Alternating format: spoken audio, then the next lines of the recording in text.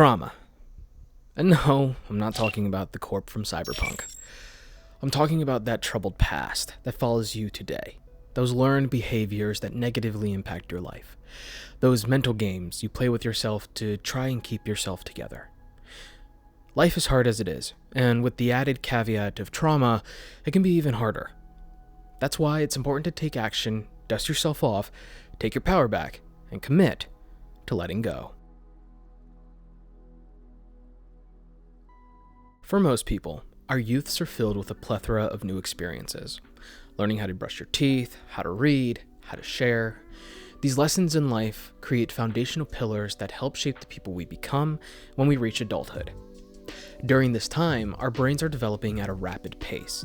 In fact, from the time we are born to the time we reach age 5, our brains are already 90% developed, which means that this period of our life is critical in shaping the way we think, learn, and grow as individuals. When we have a strong foundational support structure from our primary caregivers, like our parents, we are more likely to develop better insight into other people's needs, wants, thoughts, and emotions.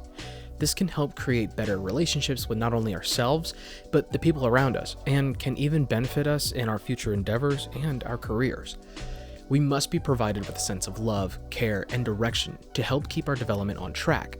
So when our youth is instead filled with an excessive amount of toxic stress, a lack of strong, meaningful relationships with our primary caregivers, and physical, mental, and emotional abuse, our development can be severely impacted and thrown off track. What does this mean? Well, when a child is in a constant state of toxic stress, their brain chemistry becomes altered. The part of our brains that controls our fight or flight response overdevelops, and as a result, leads to an underdevelopment of the areas that control risk and consequence assessment, along with the areas that control our emotions and cognitive thinking. Because the child is in a constant state of fight or flight, they seek things to assist in centering and calming themselves. Things like overeating, taking drugs, drinking alcohol, or overindulging in the birds and the bees. As a result, children who are neglected are 47% more likely to commit a form of a delinquent act throughout their youth, which can follow them through adulthood. Now, that's not me saying that everyone who has ever experienced some form of trauma is going to become a criminal, but I am saying that this is something to keep an eye on. So, with all this in mind, what does this look like in our life if we experience some form of trauma?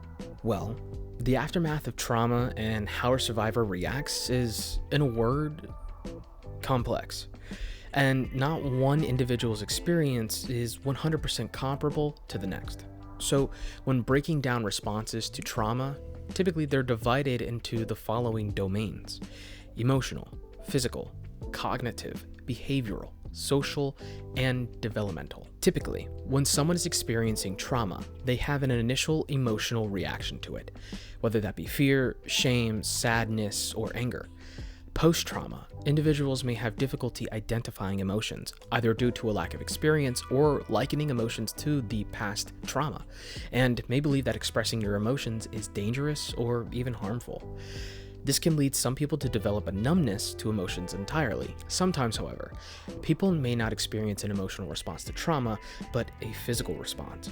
This can show in a multitude of ways, like an inability to sleep properly, through physical disorders or addictions, or even exhibited through somatic or voiced symptoms. This is when someone describes a physical ailment they are feeling that is a direct result of their emotional dissonance. They would rather remain focused on a physical ailment than actually delve into their emotions as a way of avoidance, which leads into cognitive responses to trauma. This is when someone experiences a form of trauma that creates a mistrust in the world around them or a mistrust with their personal beliefs. This can be shown through a number of ways, either with a feeling of unsafety as soon as you leave your house, a nagging feeling to continually check your surroundings, or disassociate entirely if experiencing something closely related to the traumatic event. This includes things like triggers and flashbacks or intrusive thoughts, and depersonalization or derealization. Tying into cognitive responses, behavioral responses typically occur when someone is trying to regulate the intensity of their emotions or manage the worst parts of their traumatic experience when reliving it. These responses are a direct result of the individual feeling a lack of control in their environment, a feeling of helplessness learned through the traumatic event, or are a direct result of a significant interaction within a relationship. No, Hot Rod. Stay up, my friend. Make it through the end. With social responses, people typically become avoidant of seeking assistance or help with their struggles. They may even feel as if their struggles are incomprehensible or unworthy of support, as they view them as burdensome. Sometimes people with social responses to trauma may even feel like they have to avoid people out of fear of being unable to predict their own emotional outbursts, or even avoid interpersonal relationships out of fear of being betrayed. Developmental responses encompass all domains of responses, which further solidifies that trauma and responses to it are unique to the individual. Did I say responses too many times? Oh well. So, how can we take all this and move forward and begin to heal? Healing from trauma is a complex process that takes time, patience, and support. Sometimes even professional help. So, for starters, seek professional help. You don't have to deal with the weight of your trauma alone. Professional help will give you tools, knowledge, and the support required to heal. It can be daunting at first, looking for someone who you feel comfortable with, but once you do find your person and you're committed to letting go of the hurt, I promise you, professional help will do wonders for you in the long run. If you don't want to seek professional help, or lack the resources to do so, you can also seek support from your loved ones and closest friends. At times, when people experience a traumatic event, they may start to show signs of isolation. This can be severely detrimental if done for too long. You are not alone, and people who care most about you want to see you okay and thriving. Don't shut the people you love out. Let them into your world. Be candid about how you're feeling and what you experienced, and allow them to carry your burden with you. However, I am fully aware that sometimes all we got are ourselves, and it can be unrealistic to reach out to someone for help if we don't feel like we have the ability to do so. Self-reliance can also be a way to cope with your traumatic events.